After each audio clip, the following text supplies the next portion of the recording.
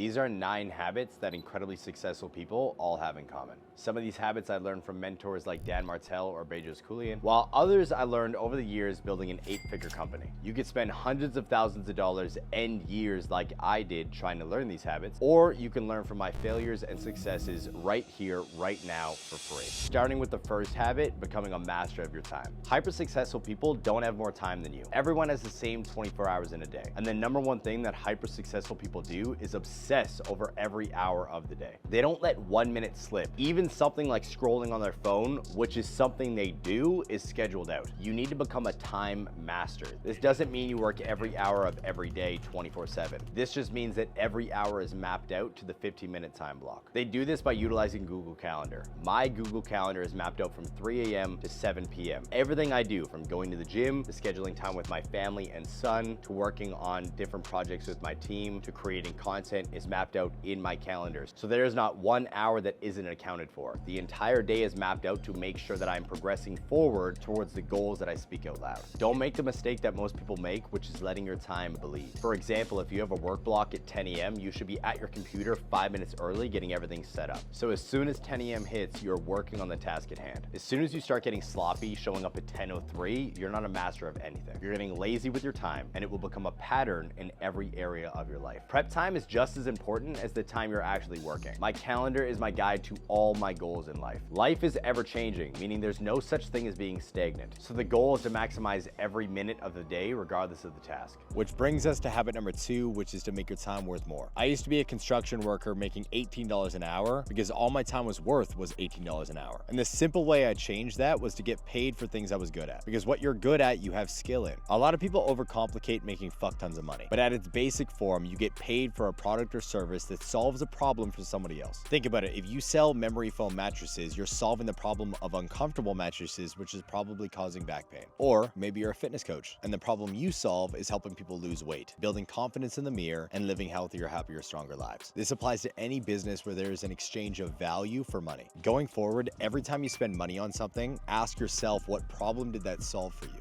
Because you'll become aware of how other people were able to capitalize on the recurring problems that you faced. Now, to make your time worth more money so you get paid more, just get better at the service you provide or the product you produce. Regardless if I was a fitness coach or a business coach, whatever I have done, the amount of money I've made per hour has always gone up because I've consistently gotten better at what I've chosen to do. But it doesn't matter how much your time is worth if you spend all of your time on $10 tasks. Which brings me to the third habit, which is to delegate those tasks off of your calendar. When I first started my clothing brand, I was packing and shipping all of the orders myself. I also realized how much time I was spending doing things like grocery shopping or cooking or other mundane habits that didn't move the needle forward in my business or my life in general. You need to learn how to delegate. This means paying other people to do things for you that don't move the needle forward. But it's funny, every time I tell someone to pay an assistant or use Instacart or use Uber Eats, they say, that's expensive. Yeah, but your time is worth more than the extra $10 to $20 it's gonna cost to get someone to go to the store for you or do whatever $10 task you are asking of them. The easiest way to start delegating $10 tasks is to use things like Uber Eats or Instacart for shopping. Utilize a meal prep service to cook all your food and hire cleaners to do the house chores for you. Once you're a little bit more advanced in your business, the first hire you should make is an executive assistant or an EA. Once I hired my EA, shout out to Michelle, she has now taken off every $10 task from my calendar. I don't book my own haircuts. I don't book my own dentist appointment. I never order my own food. I don't even schedule the cleaners to come clean my house. She does everything for me because then my time is 100% focused on my family, my fitness, and the finances that I would like to accumulate to build my dream life. She's also 100% in charge of my calendar and my email. It all goes through her. I've taken it so far that my wife doesn't even ask me if I want to go on a date. She just tells my executive assistant to book off my calendar, so when I open it up at the beginning of the week, I'm like, oh, date night's happening on Friday. Anyone who wants to learn how to delegate properly should read Buy Back Your Time from Dan Martell. Reading this will help you understand your buyback rate and help you learn how to maximize your time as much as possible. Most entrepreneurs hire a team, barely train them, and then put them in roles that they don't understand how to complete. And then they get frustrated when the team shits the bed. So become obsessed when training your team. Learning how to work through people is the most important skill you can have in business, and it will make you all the money you want in the world. The goal is to get people to replace you in the jobs that you are not good at. You do not need to be amazing at something in order to hire a person that would like to be an entrepreneur in your business and then thrive in that position. Learning how to do that will help you achieve any monetary goal that you have financially in your current business. The fourth habit of the 1% is to do the same thing every day. At one point in my business career, I was juggling everything I had to do at once. I had to make important decisions in the business, but I could barely focus and make the right decisions that benefited everyone else. I was making so many decisions in my day that it didn't matter. Decision fatigue will remove your ability to stay sharp, which will prevent the business from moving forward. If every day you have to decide what you're going to do when you wake up, what you're going to eat, what you're going to wear, when you're going to train, these minuscule decisions that don't actually matter will fuck you up. So do the same thing every day. Become a creature of habit so you can create the consistent habits that will take you to the success you want to see in life. Now, the only decisions I make are the ones that are going to move the business forward. I don't choose when I'm going to wake up. I don't choose what I'm going to wear. I don't choose what I'm going to eat. I don't choose what I'm going to train. Everything is all predetermined. Doing the same thing every day is a must, but you need to make sure that you have a life that works for you, not against you. Which brings me to the fifth habit, which is to create harmony in all areas of your life. I've worked with thousands of entrepreneurs, and one of the things I've seen that have taken out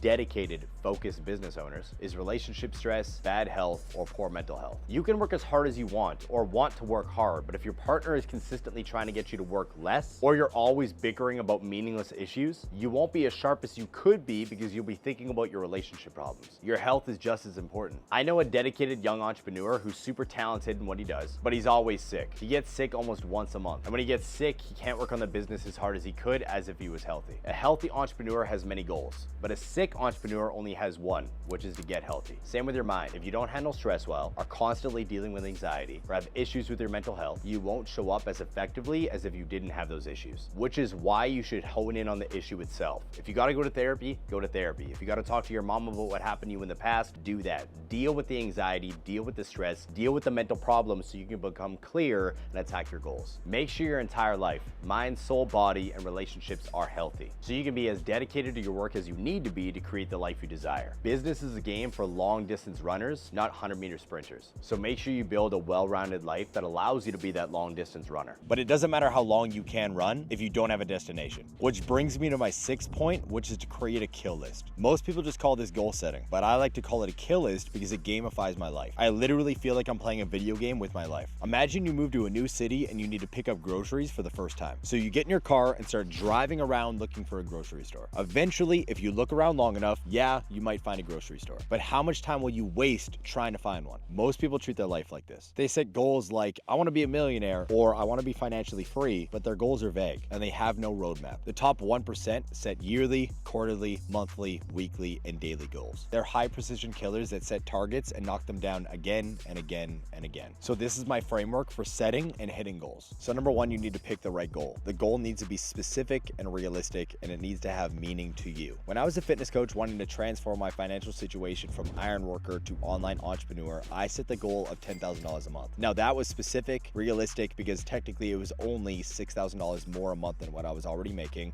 and it meant something to me because I didn't want to work for somebody else anymore. I just reverse engineered it. I knew that if I wanted to achieve $10,000 a month of recurring revenue, and I was charging $250 a month per client, I needed 40 clients in order to maintain that. Number two, I needed to reverse engineer that. So if I know I need to sign 40 clients a month, I need to look at the activities that are going to help me sign 40 clients a month, which involve content creation, sending out DMs and building relationships, booking calls, and actually selling those calls into paying clients. Now, if you're doing something similar to this, it needs to be reflected in your calendar. Everything needs to be broken down in time blocks for specific actions to help you progress towards the goals you would like to achieve. Now, you can set goals and knock them down, but that brings me to my seventh habit, which is not to share goals. Something I used to do years ago was tell everyone my goals. I'm gonna make $1 million, just watch. But people either weren't as excited as I wanted them to be, or just straight up told me I couldn't do it. And I've talked to thousands of other entrepreneurs that have had similar experiences. And that's because your mom, your dad, your family, and your friends know the irresponsible, flaky version of you, or just the version of you that isn't congruent with the goals you say you want to achieve. The version that's never done anything meaningful. Think about it. If you knew someone who is constantly saying they wanted to do something and didn't, or didn't have good habits, or just hadn't done anything interesting in their life, would you listen to them if they told you their big, ambitious goals? Probably not. And this isn't to talk you down from achieving big things in your life. This is about thinking responsibly. So instead of sharing your goals, keep them to yourself. Journal about them, write them down daily, share them with a trusted friend or mentor, but don't share them with the public. I'm pretty sure to this day, the only person I've shared every goal I've ever had with is my little brother Dana, because he's always had the ability to dream and hasn't been handicapped by doubt like most people. But the danger about sharing your goals with people who don't believe in them as much as you do is that at best, it causes friction with them, and at worst, it reduces your enthusiasm when when chasing your goals. And without enthusiasm and emotion, as soon as you hit a little bit of resistance, you won't work as hard as you could. The 8th habit is to be careful who you date or marry. I was lucky. I met my wife Julia before I even started my business. We both worked for the same construction company. She worked in the office and I was an iron worker in the field. But she believed in me even before she knew I was a man of my word. The belief from your partner is such a powerful thing in an entrepreneur's life. Without belief from your partner, you will never be able to grow a successful entrepreneurial business. Because every time you take action on achieving this crazy big goal that's in the back of your mind, they will talk you out of it